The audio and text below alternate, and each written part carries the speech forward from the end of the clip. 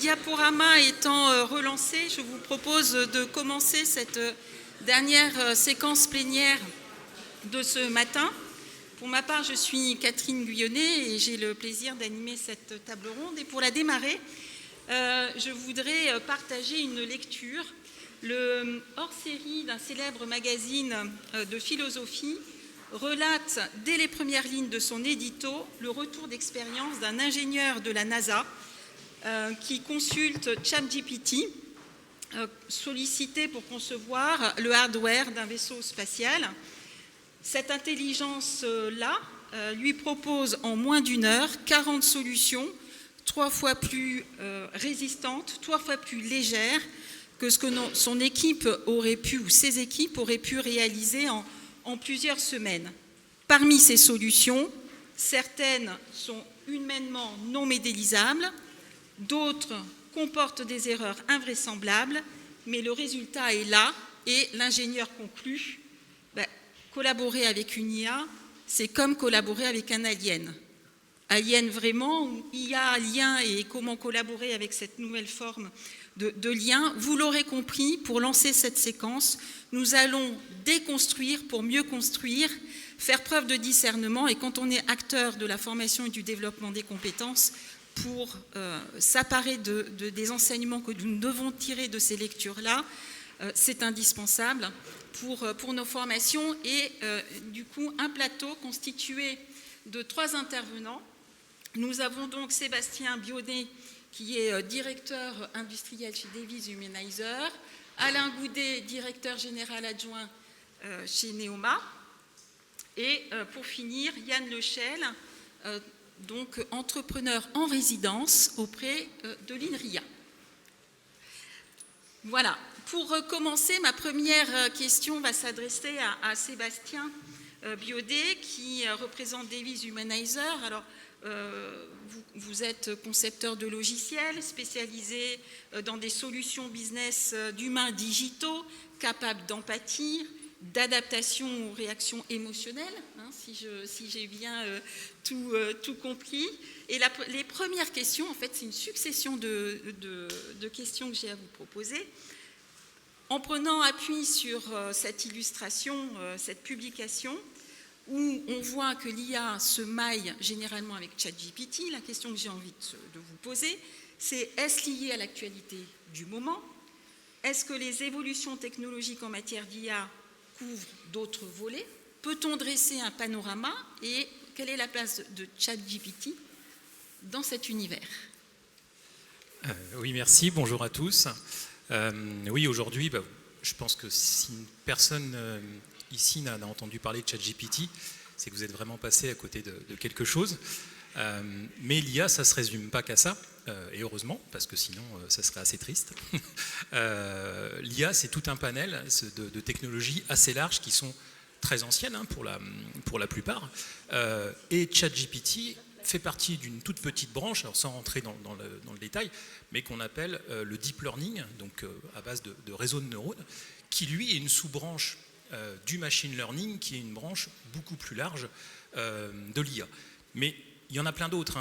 On pourrait reparler de l'algèbre bayésien, on peut parler des moteurs de règles, on peut parler de choses qui sont encore très plus simples que des réseaux de neurones, mais qui fonctionnent tout aussi bien. Ce qui est important dans l'IA, c'est que ça reste un outil. On l'a vu à travers l'exemple que donnait Catherine, c'est que ça a donné des réponses, mais ce n'était pas magique. Tout n'était pas juste. Il y avait des choses qui étaient valables, qu'il a trouvées plus rapidement, mais il y avait des choses qui étaient fausses. On parle d'hallucination ou d'erreur de génération. Et tout ça, ça reste sous le contrôle de l'humain. Donc aujourd'hui, il faut vraiment le voir comme un outil qui va nous permettre de réaliser des tâches, mais qui n'exclut pas le contrôle et surtout ne va pas remplacer l'humain, en tout cas pas tout de suite. Voilà. Peut-être dans d'autres usages, mais pas tout de suite. Donc voilà, c'est vraiment ça qu'il faut avoir à l'esprit, ça reste un outil. Merci beaucoup. Alors, on s'inquiète quand même parce que du coup, on parle de capacité de la machine, de ses capacités aussi à assimiler des données, donc des savoirs, des savoir-faire, voire même des comportements. Alors, Quand on parle de comportement, par exemple, on parle, nous, d'IA émotionnelle, on ne va pas remplacer l'homme et de toute manière, on ne fera pas mieux que l'homme. L'IA forte, comme on peut l'entendre, aujourd'hui n'existe pas. Il n'y a que des IA faibles. La machine qui auto-apprend, qui va apprendre seule, prendre des décisions seule sur des choses dont elle n'a jamais entendu parler, ça n'existe pas. Aujourd'hui, ce qui peut se rapprocher le plus d'une IA forte dans l'imaginaire collectif qu'on peut avoir, c'est la voiture autonome. Parce qu'avec tous ces capteurs qui sont mis en place et des raisonnements algorithmiques, va prendre des décisions à un certain moment. Mais c'est vraiment le seul point aujourd'hui qui peut s'en rapprocher. Tout le reste des IA faibles. Ça veut dire qu'il y a toujours une supervision, une intervention de l'homme. On parle de l'homme du milieu qui est toujours là pour valider les éléments ou faire de l'entraînement supervisé. Donc on va rester sur ces concepts-là. Et donc quand on parle d'IA émotionnelle, on imite les comportements humains. Pourquoi ? Pour avoir un meilleur engagement entre l'humain et la machine, pour que ça soit moins robotisé, que ça soit moins mécanique, et que du coup on puisse avoir des échanges qui soient plus naturels. Donc ça ne va pas remplacer, ça ne va pas se rebeller contre nous, comme on peut le voir ou comme on a pu l'imaginer dans la SF. On en est très très loin. Et l'IA généraliste, où tous les grands GAFAM veulent aller, alors on a vu le premier, avec ChatGPT, on commence à toucher du doigt certains concepts, mais on en est encore très très loin également. ChatGPT ne comprend pas. Il ne fait que des propositions sur des bases de statistiques cohérentes, mais il ne comprend absolument rien de votre question par rapport à la réponse qu'il va vous apporter. Donc voilà, il y a encore beaucoup de choses dans l'inconscient collectif qui ne se réalisent pas et qui ne se réaliseront pas, voire jamais. Alors, je pousse le trait avec peut-être un propos provoquant avant de passer sur la partie enjeu. Quand on est acteur de la formation et du développement des compétences, on travaille beaucoup sur les référentiels de compétences catégorisées en savoir, savoir-faire, savoir-être, modalités d'évaluation pour du coup certifier. Est-ce que la même chose existe au niveau des capacités de l'intelligence artificielle ? Est-ce qu'on raisonne niveau de connaissances acquises, tâches susceptibles d'être réalisées, voire comportement ? Est-ce qu'on évalue cela ? Est-ce que finalement il y a ce même raisonnement ? Alors c'est ce qu'on peut voir récemment où on a fait passer des épreuves du bac à ChatGPT pour l'évaluer par rapport à l'homme. Mais comme je vous l'ai dit, il ne comprend pas. Donc on va essayer de le mesurer parce que c'est le propre de l'humain d'essayer d'évaluer, de mettre en place. Ce qui est important, c'est vraiment de se dire ce que je vais mettre dans ces intelligences artificielles, quels vont être les usages, à quoi ils vont servir et pour quelles tâches ils vont répondre. Voilà. Tout à l'heure, je disais, c'est un outil. Il faut que ce soit pour une tâche en particulier. Une IA ne peut pas répondre à tout. Il y a plein de cas encore aujourd'hui où ça ne sert à rien de mettre une IA, il vaut mieux mettre des humains pour réfléchir. C'est Abraham Maslow de la pyramide de Maslow qui explique que si vous n'avez qu'un marteau comme outil, vous allez tout voir comme un clou et tendance à tout traiter comme si c'était un clou. Avec l'IA, c'est pareil. Si vous voulez mettre de l'IA partout, vous allez avoir tendance à traiter de manière vraiment de manière similaire le sujet. Donc, par rapport à ces sujets-là, il faut à chaque fois imaginer l'IA, à quoi elle va servir, pourquoi, à quel moment et pour un bon usage. Donc, est-ce qu'on peut l'évaluer par rapport à des compétences ou autres ? De toute manière, l'IA ne saura vous ressortir que ce que vous lui avez donné. Si vous ne lui avez pas donné les éléments et donc la compétence, elle ne pourra pas répondre à l'information. D'où la limite des IA qui, si je prends l'exemple de Siri, réagit sur de l'IA par l'absurde parce qu'il y a un moment, quand ils sont en limite de compétence, ils font une pirouette pour pouvoir rendre ça agréable en termes d'expérience utilisateur. Mais ça reste important et donc ça ne couvre pas tous les champs des possibles. Merci beaucoup. Alors, autre point qui nous déboussole un peu dans la publication, c'est le maniement des données et les résultats obtenus. C'est vrai que ça déboussole, parce qu'en même temps, on constate des résultats invraisemblables, modélisables, en tout cas d'un point de vue critique, des erreurs. Donc, il est temps de passer aux enjeux. Et pour cela, Yann, je vous propose de prendre le relais. Alors, vous êtes un homme de la tech, hein ? c'est cela. Vous avez rejoint l'INRIA, alors entreprise en résidence, je veux bien un éclairage sur ce que ça représente et surtout, votre pratique depuis plusieurs années vous amène à nous sensibiliser sur des enjeux fondamentaux. Donc je vous remercie d'embrosser le panorama. Je vous remercie, bonjour à toutes, bonjour à tous. Alors j'aimerais vous demander de vous retourner pour regarder ce panneau juste là, Société d'encouragement pour l'industrie nationale. Et quelque part, c'est tout l'objet de mon intervention, c'est de prendre un petit peu de hauteur au niveau macro et lire la situation géoéconomique, géopolitique sur ces sujets d'IA en particulier. Il se trouve que depuis 20 ans, je suis entrepreneur à Paris, en France, et au fil des entreprises, des startups, je me suis retrouvé quasi systématiquement en face des GAFAM, donc à créer des produits concurrents aux GAFAM. Et il se trouve que j'ai échoué, évidemment, à créer un GAFAM français-européen. Et nous avons collectivement échoué à le faire.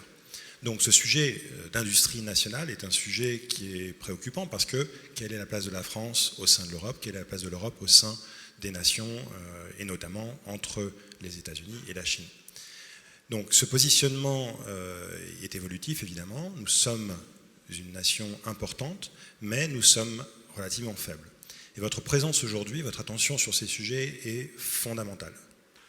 Parce que vous allez positionner les enseignements, les transferts de compétences vers les générations à venir. Et la question que l'on doit se poser, alors qu'on parle de technologies disruptives, c'est-à-dire des technologies qui vont chambouler un certain nombre d'industries, et peut-être même la société, alors ce que vous allez en faire, les choix que vous allez faire, et les batailles que vous allez devoir mener, sont essentielles parce que la situation est relativement polarisée, dans le sens où si l'on regarde tout simplement la puissance de feu des technologies et des entreprises qui les maîtrisent, on peut regarder, évidemment, côte ouest aux États-Unis, il y a 5-6 entreprises qui captent la quasi-totalité de la valeur.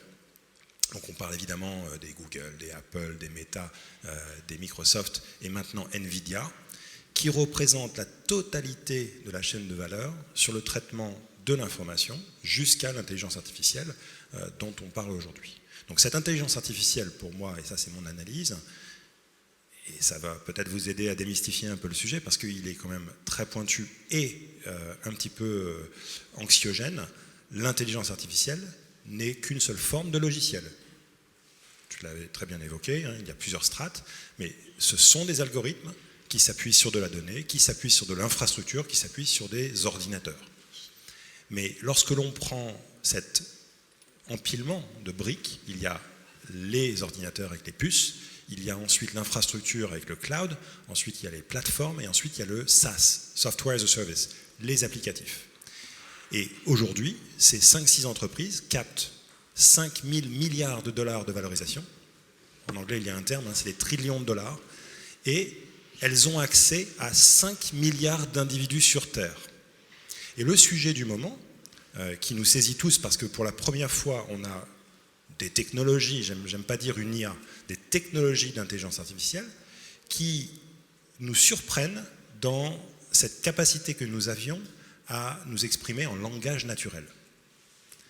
Et nous sommes tous menacés dans notre fort intérieur, dans notre éducation et dans ce qui nous distingue du monde animal, notre capacité de nous exprimer, de conceptualiser. Et la machine vient nous bousculer parce qu'elle fait presque aussi bien.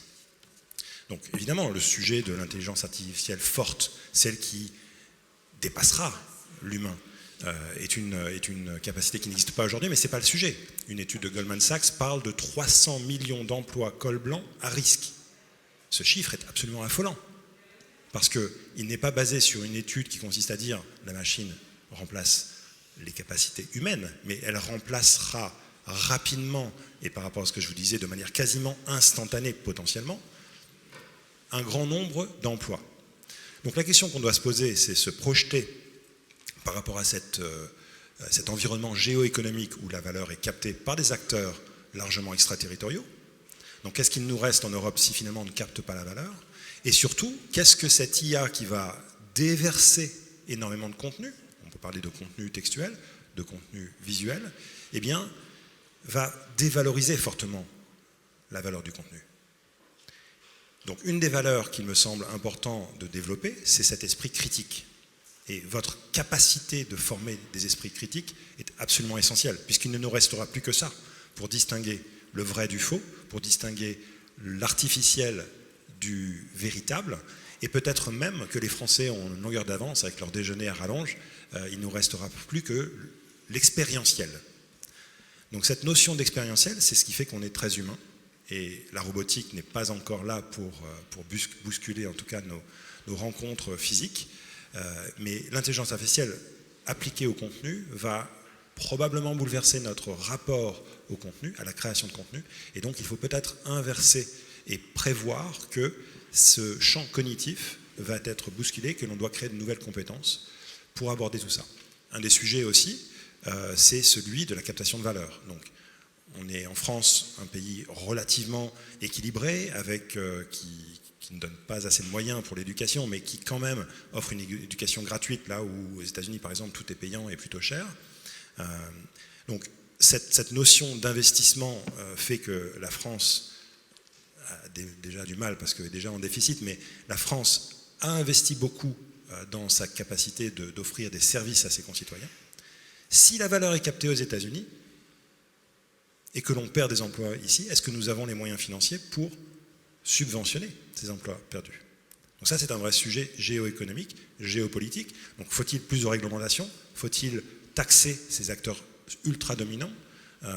Et ce champ est évidemment en discussion aujourd'hui avec le Data Act, avec le AI Act, etc., etc. Donc ce sont des sujets complexes et qui préfigurent le devenir de l'Europe et la France au sein de l'Europe. Donc votre voix est essentielle puisque vous participez à la formation de la génération d'après, qu'il convient d'éclairer parce qu'elle est un peu perdue entre ce monde géopolitiquement relativement instable et les conditions climatiques qui sont un peu angoissantes. Donc on doit trouver un moyen pour accepter ce contexte particulièrement compliqué, complexe, évolutif. On parlait de technologies qui sont aujourd'hui, et nous surprennent avec l'IA générative, mais cette IA générative n'est qu'en version 1.0. On n'est qu'au tout début. Nous sommes en réalité sur une espèce d'exponentielle qui mêle à la fois la loi de Moore, qui mêle l'explosion des données, la big data, et les technologies d'intelligence artificielle. Donc ces trois phénomènes créent une exponentielle, une triple exponentielle. Et la question qu'on doit se poser dans notre finitude humaine, c'est celle de sommes-nous capables d'anticiper ces changements, ces bouleversements à venir, qui auront des effets très positifs. Par exemple, cette IA à la NASA qui pourrait nous aider à créer des moteurs extraordinaires pour explorer l'espace. Ces moteurs-là n'existent pas. De la même manière, est-ce qu'on peut explorer plus de protéines, créer des vaccins qui nous sauveront lors de la prochaine épidémie? Donc ce sujet de la finitude, de l'assistance de l'IA, mais aussi des risques associés à cette IA qui est distribuée massivement sans garde-fou, parce que OpenAI est distribué de manière très libérale et le régulateur est toujours en retard. Donc on doit véritablement se poser la question au niveau sociétal, et votre rôle, encore une fois, est essentiel. Votre discernement, c'est un prérequis, évidemment. Et ensuite, à la fois d'accompagner la prochaine génération, nos enfants, mais aussi de faire valoir certaines valeurs qui sont les nôtres, d'un point de vue évidemment national, d'un point de vue européen, mais aussi d'un point de vue économique, parce qu'on ne peut pas faire sans l'économie. Et aujourd'hui, la copie est relativement biaisée en faveur des Américains et des Chinois qui ont une approche extrêmement protectionniste sur leur marché. Merci beaucoup. Alors j'ai une petite question un peu décalée. On sait que les révolutions technologiques changent le rapport aux autres ainsi que le rapport au temps. Et moi j'ai des petits problèmes par rapport au rapport au temps, parce que toutes ces publications actuelles nous font à la fois nous presser, nous questionner de façon un peu urgente. On se dit, bon, ouais, j'ai peut-être pris du retard. Quand on pose les choses, on se dit que bon, finalement, il y a une progression technologique qui nous permet quand même d'être à la fois dans l'anticipation, de se créer une trajectoire un peu plus moyen terme et long terme. Et hier soir, quand j'expliquais à ma fille qui est en CM2, écoute, je vais aux Journées du Futur animer la séquence intelligence artificielle. Je lui dis, est-ce que tu sais ce que c'est? Elle me dit, bah oui, c'est une petite machine qu'on ne voit pas forcément et qui sait raisonner comme moi. Alors je lui dis, ah bon, tu connais? Est-ce que tu l'utilises? Elle me dit, ouais maman, je l'utilise tous les jours. Et je lui dis, ah bon, est-ce que tu peux me montrer? Et effectivement, sur les petites applications qu'ils ont, ils sont sollicités pour poser leurs questions et avoir des réponses. Donc, après quelques suées de 2-3 minutes, elle me dit, mais écoute, j'ai quand même repéré que ça tournait pas très rond dans ces petites machines qui raisonnaient comme moi, parce que tu te rends compte, j'ai posé la question, quand est décédée la reine 2, Elisabeth II, et la machine me dit, non, elle est toujours vivante. Mais j'ai posé la question, quand est décédé Johnny Hallyday, elle m'a apporté une réponse. Alors, je me suis dit, bon, ça donne à réfléchir, parce que là, c'est immédiat. C'est-à-dire que vouloir anticiper, c'est quand même chez nous, dans nos maisons, et c'est là. C'est là, on se dit, on ne peut pas inciter nos enfants à utiliser sans discernement. Alors, je me suis sentie avoir assuré un petit rôle éducatif d'esprit critique, mais il ne suffit pas de le raisonner que ponctuellement. Donc ce rapport au temps, comment on peut nous se l'approprier avec à la fois posément, sereinement, en voyant loin, mais aussi en ayant à traiter ce qui a à traiter et qui fait notre quotidien. Alors le temps est compressé sur ces technologies exponentielles, elles vont plus vite que la musique et les experts en IA ont du mal à suivre. C'est insupportable, insupportable. Ça va tellement vite, c'est un embrasement, on est sur une explosion cambrienne. J'aurais tendance à être radical, c'est-à-dire que les enfants, en tout cas avant l'adolescence, il faut les protéger à tout prix. Parce que la machine de product management inventée et développée aux États-Unis est prévue pour capter le maximum d'attention. Et donc nous sommes tous des guinea pigs, des cobayes pour ces technologies qui ne sont que transitoires. Donc ce petit bug, cette petite erreur d'appréciation de ChatGPT correspond tout simplement au fait que le modèle a été figé en 2021, donc il n'a pas les infos d'après. Mais ce problème va être réglé en 2 temps, 3 mouvements. Il est déjà réglé côté Bing, en l'occurrence. Donc il ne faut pas s'arrêter sur les limites du système, il faut plutôt s'interroger sur la vélocité et la notion exponentielle. Les humains ne sont pas câblés pour comprendre les exponentielles. Un objet qui vient vers nous et qui accélère, on ne sait pas l'arrêter. Un objet qui vient vers nous et qui est en vitesse constante, on ne sait l'arrêter. Donc, sauf s'il va évidemment très très très vite. Mais donc cette notion d'exponentielle est quelque chose qui ne fait pas partie de nos facultés. Or, l'économie, la macroéconomie est faite de telle sorte que un tas d'entreprises travaillent simultanément sur le même problème et les systèmes se combinent et créent des systèmes qui font que notre rapport au temps va être challengé. Donc moi j'aurais tendance à dire les enfants, il faut absolument les protéger en les saturant d'expériences, sport, musique, évidemment le champ académique. Et puis côté académique, j'aurais tendance à dire qu'il faut vivre avec les deux simultanément, c'est-à-dire qu'il faut savoir utiliser ces outils. Donc il n'y a aucune raison de ne pas utiliser ChatGPT, tout en étant conscient que l'on enrichit la bête, c'est-à-dire ce conglomérat de monstres qui captent des profits. Et encore une fois, il n'y a rien de mal au niveau des profits, c'est juste que l'Europe ne sait pas le faire. C'est notre seul véritable problème de ce point de vue-là. Et de l'autre côté, il faut continuer de garder cet esprit critique parce que là, c'est un scénario peut-être positif, qui serait négatif par ailleurs, c'est que s'il y a une guerre géopolitique, une guerre commerciale entre les États-Unis et la Chine, et que la chaîne d'approvisionnement des composants s'arrête, soudainement, c'est la fin de l'IA. Donc on sera bien embêté si on a appris à se développer que avec l'aide de l'IA et qu'on ne sait plus rien faire d'autre. Donc voilà, ce rapport au temps, il doit être... il y a un peu de schizophrénie dans tout ça, c'est-à-dire il faut savoir vivre le temps présent, toujours. Il faut continuer de développer cette capacité de vivre le temps présent, en dehors des machines, et aussi savoir ce que peuvent nous apporter les machines, comment elles évoluent, pourquoi ce petit problème est un problème très local de version d'une IA, qui va être très évolutif. ChatGPT, encore une fois, n'est qu'un phénomène ponctuel qui va être constitutif d'une nouvelle manière pour l'économie de se développer et probablement même de révolutionner la manière dont les emplois...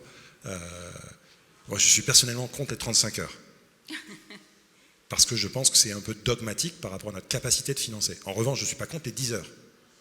par semaine. Mais il faudrait dans ce cas que les machines financent la productivité qui nous permet de baisser à 10 heures. Mais si la France ne capte pas cette valeur, alors on ne peut pas aller vers les 10 heures par semaine. Et si on travaille 10 heures par semaine, ça devrait libérer du temps pour la poésie, pour l'art, la musique, les choses où les machines sont globalement nulles. Tant mieux. Voilà, donc en fait, il faut ne pas être dogmatique sur ces sujets et s'inscrire dans une réflexion complexe et embrasser le phénomène. Merci beaucoup. Alors maintenant, parole à monsieur Coudet. Alors comment, quand on est directeur général adjoint d'une école de renom, école de commerce de renom, et reconnue pour ses innovations, embarque ce sujet de l'intelligence artificielle, des enjeux? Alors, il faut déjà être conscient que ce qui se passe dans nos établissements se passe, partout dans le monde. Moi, ça fait des mois que je reçois des quantités de sollicitations sur le sujet de comment je forme ma faculté, comment j'accompagne les étudiants sur la bonne utilisation de cet outil. Finalement, comment moi, en tant que directeur ou chef d'établissement, je m'empare de ce sujet. C'est vrai pour nos établissements, c'est vrai pour les entreprises. On parlait là de l'impact côté entreprise. En fait, ce qui se passe dans nos établissements se passe exactement de la même manière dans les entreprises. Et moi, j'aimerais vous poser 3 questions. La première question, c'est de savoir évidemment qui a entendu parler des technologies type GPT. Vous allez tous lever la main, on ne va même pas le faire. La deuxième question, c'est de savoir, vous, en tant que chef d'établissement ou chef d'entreprise, est-ce que vous avez pris la parole vers vos étudiants et vos équipes sur ce sujet? Là, je serais curieux de savoir qui a pris la parole sur ce sujet dans son établissement. Là, il y en a beaucoup moins, on est à une petite dizaine, vous témoignez, parce que... Et la dernière question, c'est de savoir qui parmi vous utilise quotidiennement ce type d'outil. Et là, il y en a encore un peu moins. Et bien, ce problème-là, c'est exactement ça qu'il faut qu'on arrive à résoudre. On évoquait l'aspect temporel, et effectivement, il y a une dimension extrêmement schizophrénique sur le sujet, parce qu'à la fois, on a des espèces d'injonctions, pilotées par les acteurs type GAFA et autres, c'est en place, il faut l'utiliser. Et ton exemple est extrêmement intéressant, c'est-à-dire que non seulement c'est en place dans nos établissements, c'est en place dans les entreprises, mais c'est en place également dans nos foyers. Tous les outils qu'utilisent aujourd'hui nos enfants mobilisent de l'IA, au sens global depuis longtemps, et de l'IA générative aujourd'hui. Si vos enfants utilisent Canva pour réaliser, vos étudiants d'ailleurs, utilisent Canva pour réaliser des présentations, en fait, il y a un module qui s'appelle Magic AI, qui est de l'IA générative, qui est proposé par Canva depuis quelques temps. Donc on voit bien que le problème, il se pose en ces termes-là. Il faut à la fois apprendre à s'en servir, en comprendre les enjeux, les limites, l'intérêt, projeter ça en formation pour nos étudiants, projeter ça dans nos établissements, parce que oui, il y a des impacts aussi sur nos pratiques pédagogiques, et le tout dans un temps extrêmement court qui en plus ne fait que accélérer avec des changements tous les jours. C'est ça le panorama. On évoquait OpenAI, typiquement aujourd'hui, ChatGPT avait intégré un module de navigation sur Internet, donc qui permettait de donner la bonne réponse sur l'histoire du décès d'Elisabeth II, et en fait ce module a été arrêté il y a 2 jours pour des raisons de copyright en fait. Parce que OpenAI voit évidemment des contestations monter un peu partout dans le monde. Donc il y a plein de choses qui se passent. Et pourquoi il y a un enjeu de formation? Parce que les impacts en fait sur le monde de l'entreprise, ils vont être absolument colossaux. Premier élément que je trouve intéressant, c'est une étude de Talent en mai 2023, qui disait que 68% des personnes qui utilisent de l'IA générative ne le disent pas à leur manager. C'est pareil avec nos étudiants. Autre étude, cette fois-ci du Forum mondial de l'économie, mai 2023. En gros, 69 millions de nouveaux métiers sont à anticiper. Alors, j'aime pas trop ces études-là, mais ça donne des ordres de grandeur. 69 millions de nouveaux métiers sont à anticiper d'ici à 2027, et en parallèle, 83 millions de métiers qui vont disparaître. C'est une des premières fois où je vois le solde net franchement négatif. Souvent, on dit, non mais ça va se compenser, la destruction créative schumpeterienne, etc. En fait, on n'en sait rien. Hein. Vous lisez les études depuis 2015. Hein, il y a ce type d'études. Quand vous lisez la manière dont c'est fait, on interroge des experts. On dit, bah tiens, là, tu dis sur cette tâche-là, dans le métier bidule, quel est, selon toi, le risque d'automatisation? Bon, on fait un scoring, on fait une moyenne. Il y a 3 à 10 experts. Vous imaginez bien que le chiffre est probablement complètement erroné. Sauf que là, on voit apparaître une première étude à impact quand même mondial où on dit, bah, le solde net, il risque d'être négatif. Donc, il y a effectivement une reconfiguration du travail qui va s'opérer. C'est ça, hein, la conclusion qu'on doit mener. Troisième chiffre que je voulais porter à votre connaissance, c'est cette fois-ci une étude réalisée par AEF et Harris Interactive en juin, donc le mois dernier. Et là, en fait, ce qu'on voit apparaître, c'est un gap générationnel extrêmement fort, puisque les moins de 25 ans déclarent à 64% utiliser les IA génératives, et les plus de 35 ans ne sont que 2 fois moins, en fait 34%. C'est vrai, il y avait une étude encore avant, c'était pareil. Hein. Donc le gap générationnel est extrêmement présent. Et enfin, dernier élément en termes d'études, et puis après on bouclera peut-être sur la question d'origine. En fait, on a un rapport très ambivalent avec ce truc-là. C'est-à-dire que, en gros, c'est toujours dans l'étude AEF, on est assez nombreux à dire, donc 78% de la population dit, bah oui, en fait, il va y avoir un impact positif pour le futur, il faut y aller, il y a des choses extrêmement intéressantes. Et pour autant, on a quand même une grosse moitié de la population, on est à 53% de la population française qui dit, bah, il y a un vrai danger. Et si on focalise dans cette étude sur le monde du travail, on a effectivement de nouveau 51% des Français qui disent qu'il y a un vrai risque autour des fake news, autour de la vie privée et autour de cet enjeu du droit d'auteur et de la dépendance à l'outil. Et ça aussi, c'est très schizophrénique. Il faut savoir l'utiliser tout en sachant faire sans. Ça ne va pas être simple hein, pour nous tous en termes de pédagogie. Alors comment on fait pour déployer ? À Neoma, on travaille sur le sujet depuis maintenant quelques mois. Premier élément, ça a été prise de conscience, donc intervention pour expliquer les enjeux, les limites, les biais, enfin bref, tout ce qu'on est en train de faire aujourd'hui, nous on l'a réalisé sur le premier trimestre 2023. Deuxième élément, c'est d'identifier peut-être dans la faculté un groupe de profs qui utilisent déjà ça, parce qu'il y en a forcément, hein, c'est les fameuses lois de distribution des innovateurs, vous devez avoir quelque part 10% de vos profs qui vont être intéressés sur le sujet, qui l'utilisent, qui le déploient, etc. Apprenez à capitaliser sur eux et avec eux sur une meilleure compréhension des technologies. Troisième élément qu'on a aussi réglé, c'est tout l'aspect justement réglementaire. Règlement autour des examens, règlement autour des études. Est-ce qu'on autorise ? Est-ce qu'on interdit ? Dans quel contexte ? Est-ce qu'on laisse de la place à l'implicite ? Nous, tout ça, on a dit non. C'est-à-dire que Neoma est réputé autoriser l'usage des IA génératives, sauf si mention explicitement contraire du prof. Mais tout le reste du temps, c'est-à-dire que quand le prof dit rien, on part du principe que c'est autorisé. Et si c'est autorisé, comment on le cite ? Comment on l'intègre dans la production, qu'elle soit vidéo, mémoire, etc. Donc il y a énormément en fait, de questions qui se posent. Et le dernier point, c'est la montée en compétence évidemment de toute la faculté. Et là, on est en train de produire en fait, des modules de formation pour nos profs sur la prise en main de tout ça, mais également pour nos équipes, nos staffs, et enfin pour nos étudiants. Et tout ça, effectivement, et on l'évoquait sur le temps, doit être fait dans un temps qui est extrêmement court. Et je pense sincèrement que le moyen qu'on a de gérer ça, c'est de le faire de manière collective. Aujourd'hui, moi, je travaille avec d'autres écoles, je travaille avec des universités, je serais ravi de travailler avec des IUT qui sont intéressés sur ce sujet-là, pour qu'on mette tout ça ensemble, parce que sinon, on va tous faire le même petit bout de chemin, de dire, oui, il faut quand même que je fasse un truc sur ChatGPT auprès de mes profs et de mes étudiants. On va faire le petit module d'1h30 pour dire, alors, c'est quoi l'histoire de ChatGPT, les IA génératives, c'est pas si récent, etc., etc. Et puis, on va s'arrêter là, parce qu'en fait, on n'aura pas les ressources, on n'aura pas la capacité, l'élan, etc. Parce qu'une fois encore, ça bouge très vite. Donc travaillons tous ensemble là-dessus et voilà, n'hésitez pas à venir me voir si ça vous intéresse. Merci. Merci beaucoup. Alors, nous nous sommes amusés tout en faisant preuve de conscience professionnelle à cartographier un peu toutes les compétences qu'on a depuis le début balayées, citées à travers les illustrations, les propos, les raisonnements.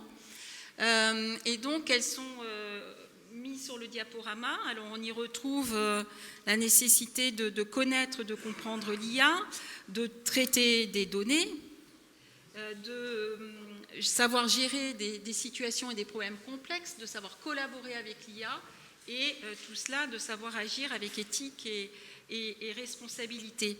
Pour terminer cette séquence, ce que je vous propose, c'est quel message fort à lancer au niveau de notre auditoire sur ces besoins de compétences et ces filières à faire, comment on doit en prendre compte dans les contenus ou dans les formats de parcours.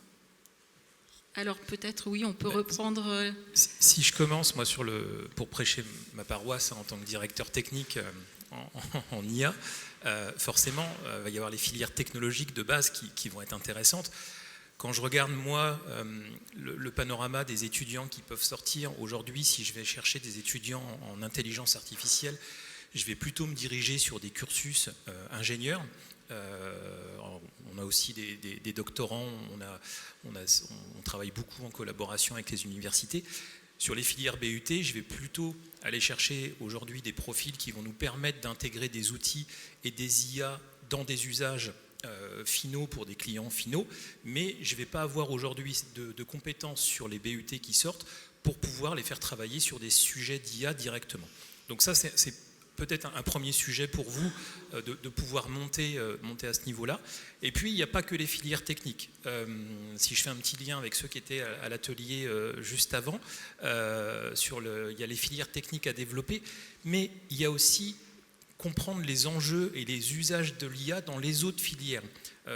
Moi, je suis passé par l'IUT, hein, donc c'était au siècle dernier d'ailleurs, mais je me souviens que mes camarades qui faisaient de la compta et qui allaient être experts comptables, ils avaient des cours de SQL, de base de données, et je leur expliquais beaucoup de choses, parce qu'ils ne comprenaient rien d'ailleurs. Aujourd'hui, c'est pareil, il faut qu'on inculque, alors on a parlé blockchain juste avant, là on parle d'IA, il faut que toutes ces technologies-là, elles soient enseignées aux autres filières, que ce soit dans le marketing avec les IA sur les images, le NLP ou sur la génération pour les futurs avocats, communicants et autres. Tous ces sujets-là, il faut que ce soit acquis pour qu'il y ait des usages, pour qu'on puisse les appliquer derrière et qu'ils comprennent les enjeux surtout. Donc, pas que des filières techniques forcément, mais un besoin de formation et d'acculturation à l'IA sur toutes les strates. Donc ça milite sur un socle transversal en fait, interfilière. Oui, sur un socle transversal interfilière, sur des niveaux de compréhension différents. C'est sûr que nous, par exemple, on passe beaucoup de temps à faire de l'acculturation sur la technologie, à faire comme aujourd'hui, où on déconstruit les usages de l'IA et de ce que ça peut faire. Et c'est important que tout le monde puisse avoir ces compétences-là. Merci beaucoup. Yann ? Alors mon message est un message d'espoir. Je suis entrepreneur, donc je ne peux pas penser différemment. On va vers l'avant. J'aurais pu m'installer aux États-Unis, en Angleterre, j'y ai travaillé plusieurs années. Et finalement, je trouve que la France a un équilibre absolument formidable. Les Français l'oublient parfois, malheureusement. Et on doit se battre pour défendre ça. C'est quelque chose qui nous distingue, alors la France, l'Europe, parce qu'on est quand même assez nombreux en Europe à avoir cette histoire à la fois traumatique et riche. Ce qui nous distingue des États-Unis, qui sont nos alliés au niveau de la démocratie et des échanges commerciaux, et la Chine, qui est un autre modèle. Je n'ai pas de jugement particulier à apporter, mais la Chine fonctionne différemment de l'Europe et des États-Unis. Donc, si nous valorisons, si nous aimons ces valeurs qui sont les nôtres, alors il faut se battre en toute connaissance de cause, donc évidemment démystifier, apprendre, suivre, et se battre pour la génération d'après, parce que c'est ce que l'on va transmettre. Et donc, d'un point de vue entrepreneurial, mais au niveau d'un point de vue sociétal, et chacun d'entre nous pèse dans la décision, en tant que consommateur. Quand on va à la FNAC acheter des appareils, eh bien ces appareils sont faits parfois en Chine, avec des API et des systèmes informatiques qui remontent vers la Californie, traquent nos données. Il faut le comprendre. Et en soi, ce n'est pas un problème. Mais si on ne le comprend pas, on ne peut pas agir dans des décisions qui sont un peu plus politiques, un peu plus structurantes pour la société. Donc voilà, c'est ce message que je suis en train de traduire dans une tagline. Alors, excusez l'anglais. AI's wide open. eyes wide open. C'est-à-dire que cette IA, il faut la comprendre, il faut la regarder droit dans les yeux, et je vais militer dans mon prochain projet, donc au sein de l'INRIA, en tant qu'entrepreneur, dans l'idée de créer une structure autoportée, c'est de travailler sur des systèmes open source, qui permettent justement de niveler par le bas, et donc relever le niveau de tous et chacun, en ayant accès à des briques technologiques fondamentales, qui ne seront pas opacifiées par des acteurs dominants qui ne font que capter la valeur. Puisqu'on n'a pas réussi à faire des GAFAM, alors faisons de l'open source. Merci tout plein. Et vraiment le mot de la fin ou le message fort de fin avec vous, Monsieur Goudet. Merci. Oui, le message fort, illustration de ce que Yann vient de dire, pour le moment à Neoma, je me refuse de déployer GPT.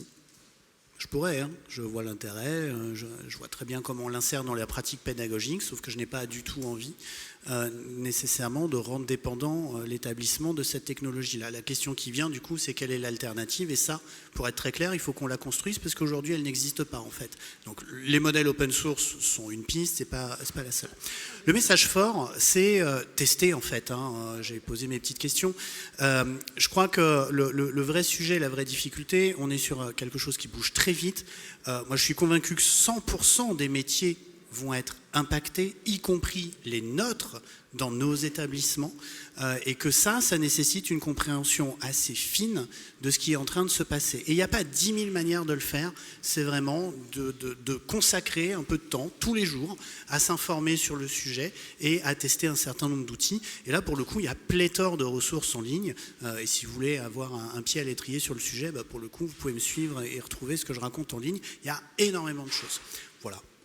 Donc tester, tester et retester. Merci. Alors, je ne sais pas si une intelligence artificielle peut faire ça, mais en fait, j'ai un peu menti. Vous n'êtes pas le mot de la fin. J'ai un petit bonus à vous proposer avec Lamia Abed, qui représente la DGEFP. Et donc, venez, DGEFP qui nous a beaucoup soutenus dans cette table ronde, et merci vraiment beaucoup, pour nous parler de cette préoccupation que vous avez sur l'impact de l'IA et le travail, et notamment des outils qui sont à notre disposition pour nous aider à nous acculturer, nous approprier, et que ça diffuse dans nos expertises respectives. Bonjour à tous, et du coup merci pour me laisser prendre la parole pour conclure cette table ronde. Alors je pense qu'avec les interventions précédentes, on le voit, l'IA va continuer à se développer. Non pas parce que l'IA elle-même le souhaite, mais parce qu'il y a des usages et que les humains en fait s'approprient cette technologie et donc vont continuer à la développer. Mais bien sûr, ce développement n'est pas sans conséquences, et notamment sur l'emploi et dans le monde du travail, sur tout ce qui est conditions de travail, autonomie, savoir-faire. Finalement, l'IA bouleverse les pratiques dans les organisations autour de la gestion de data en grande quantité et de l'interaction humain-machine. Donc je voulais simplement vous présenter quelques outils qui permettent, ou en tout cas que l'on souhaite pouvoir nous permettre d'anticiper en fait ces mutations, de mieux les comprendre, mieux les observer. Et donc le ministère du Travail, en partenariat avec l'INRIA, et donc je salue Monsieur Lechel, a monté en fait un laboratoire pour observer ces mutations de manière ancrée dans le réel, puisque c'est vraiment sur la base d'expérimentation, de cas d'usage concrets que l'on vient rechercher quels sont les impacts de l'IA dans le monde professionnel. Et je voulais aussi préciser qu'on ne partait pas d'une page blanche, puisque d'autres outils avaient été créés précédemment, notamment l'État, avec la coalition numérique française en faveur des compétences numériques, avait créé des outils, des guides en fait, de bonnes pratiques pour intégrer l'IA, pour qu'elle soit synonyme, j'allais dire, de progrès et pas seulement d'innovation au sein des entreprises. Et donc autour de questions, vous l'avez évoqué, de la bonne définition de l'IA, ce qu'elle est, ce qu'elle n'est pas, autour également de la conduite du changement, parce qu'on sait que c'est important pour réussir à intégrer l'IA dans les organisations. Et puis autour de la pérennisation, parce que finalement l'IA ça a quand même un coût, donc il faut aussi pouvoir anticiper ces éléments-là et instaurer une culture data dans l'entreprise. Donc, vous avez le lien ensuite pour suivre nos travaux. On s'est rendu compte notamment dans les premiers résultats, et vous pouvez accéder au rapport, qu'il y avait une différence entre les impacts imaginés de l'IA dans le monde du travail et les impacts réellement subis ou en tout cas connus par les salariés, parce que c'est pas forcément négatif d'ailleurs. Voilà, donc plusieurs éléments que vous pouvez retrouver. Et puis un dernier mot, mais je ne l'ai pas mis sur la slide parce que j'y ai pas pensé. L'État a mis en place un appel à manifestation d'intérêt sur les compétences et métiers d'avenir pour développer donc les formations en lien avec diverses stratégies et notamment la stratégie nationale intelligence artificielle. Donc je pense que c'est intéressant effectivement de se renseigner sur ce sujet. Voilà, tout à fait. Merci beaucoup d'avoir partagé d'avoir déjà joué le jeu de la déconstruction et pour nous aider à mieux construire le concept, les enjeux, les usages, l'outillage. Merci tout plein. Et je vous demande, je vais faire venir du coup Michel, qui va vous expliquer comment s'organise le temps d'après avec des ateliers et le déjeuner. Oui, alors il est temps pour tout le monde de faire...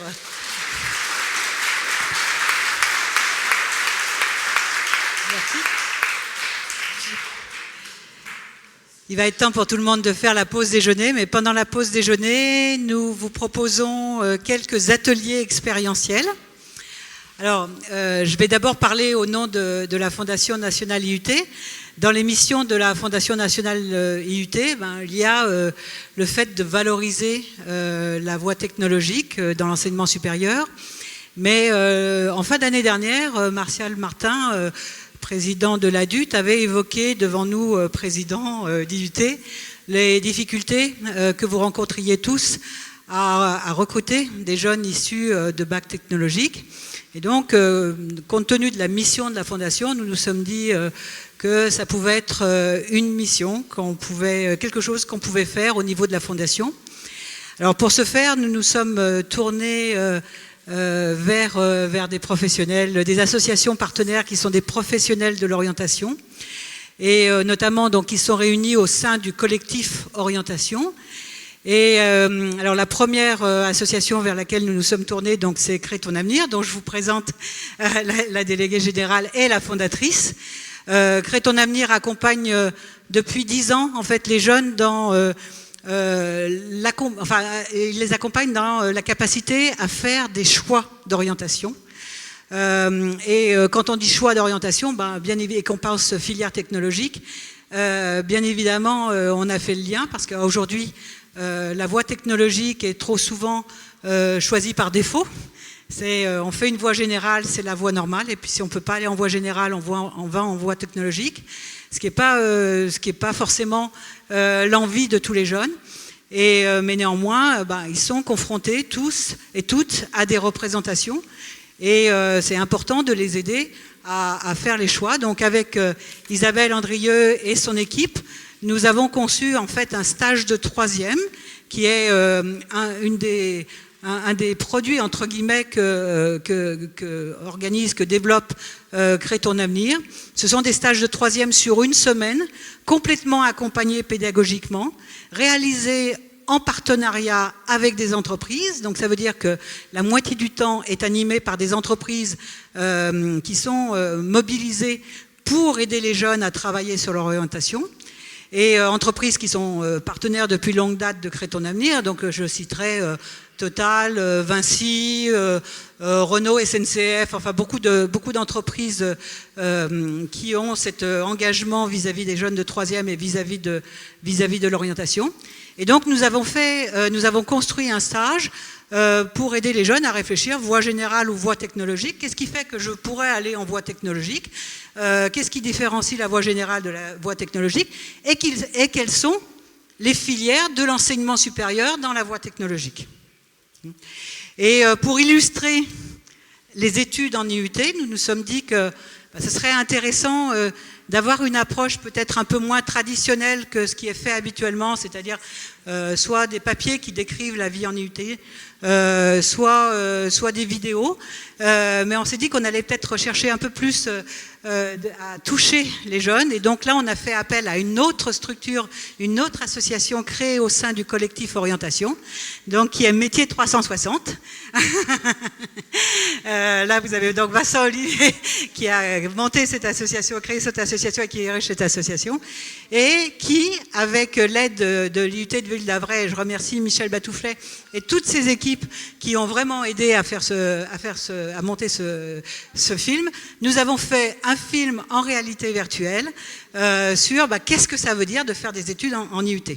Alors ce film sera bien évidemment discuté lors des ateliers pilotés par les équipes d'Isabelle, mais, et ce n'est pas tout, Vincent a développé un réseau en fait de partenaires, collèges, lycées, mais aussi d'autres partenaires, les missions locales, Pôle emploi, qui en fait utilisent, via un abonnement, ont accès à tout son catalogue de vidéos. Alors ce sont des vidéos métiers. Je crois que c'est la première vidéo sur l'enseignement supérieur que tu fais. Donc on est très fiers. Donc il y a une vidéo sur l'enseignement supérieur. Et donc grâce à l'action de Métier 360, ce film sera mis à disposition des collèges, des lycées qui sont en partenariat également avec Métier 360. Voilà. Alors, si vous voulez visionner le film, si vous voulez discuter avec Isabelle sur les stages de 3e, c'est dans la salle bibliothèque. Le temps du déjeuner, n'hésitez pas. Le film dure combien de temps, Vincent? Combien? 5 minutes. Donc Vincent est venu avec des casques et donc allez vivre une expérience de réalité virtuelle au sein de la bibliothèque et découvrez ce que c'est qu'être étudiant en IUT. Voilà. Et puis ce n'est pas tout. Alors là, je vais laisser la parole à Jean-François Denain qui dirige la centrale pédagogique, puisque la centrale a aussi souhaité vous faire vous partager certaines de ces expériences en lien avec le thème d'aujourd'hui. Merci bien. Alors effectivement, dans les missions de la centrale pédagogique, il y a la mise en avant de partenaires, éditeurs de jeux, d'applications, etc. Tout ce qui peut permettre de favoriser la pédagogie dans nos IUT. Et donc on a un partenariat avec Game Partners, voilà, qui est donc présent ici. Alors je vais essayer de le présenter correctement. Basé à Niort, c'est toujours ça, très bien. On va dire concepteur, éditeur et animateur de jeux. Voilà, donc ça va du sur-mesure, donc des solutions pour les entreprises et organisations, jusqu'à des jeux de plateau qui existent déjà et qui sont proposés dans le domaine éducatif. Donc on a tous les niveaux, l'enseignement supérieur n'est pas seulement, mais il y a aussi des petits niveaux, j'ai vu, effectivement. Et donc nous on travaille avec eux, alors en fait on essaie de les mettre en avant et puis de proposer à nos adhérents tout simplement des tarifs réduits pour permettre de favoriser la diffusion des solutions. Dans l'enseignement supérieur, 3 jeux principalement que j'ai pu tester moi. Il y a un jeu sur l'agilité. Voilà, agile, c'est ça, tout à fait. Un jeu sur le cloud, donc architecture cloud, c'est ça. Et le dernier, qui sera celui qui sera surtout présenté aujourd'hui, c'est cybersécurité. Cyberwargame, pardon. Cyberwargame qui donc parle de cybersécurité pour le coup. Voilà. Et donc on voulait effectivement les remercier puisqu'ils nous accompagnent, ils sont présents dans de nombreux séminaires, etc. Donc vous allez pouvoir les retrouver donc là aussi pendant la pause du déjeuner. Voilà. Merci.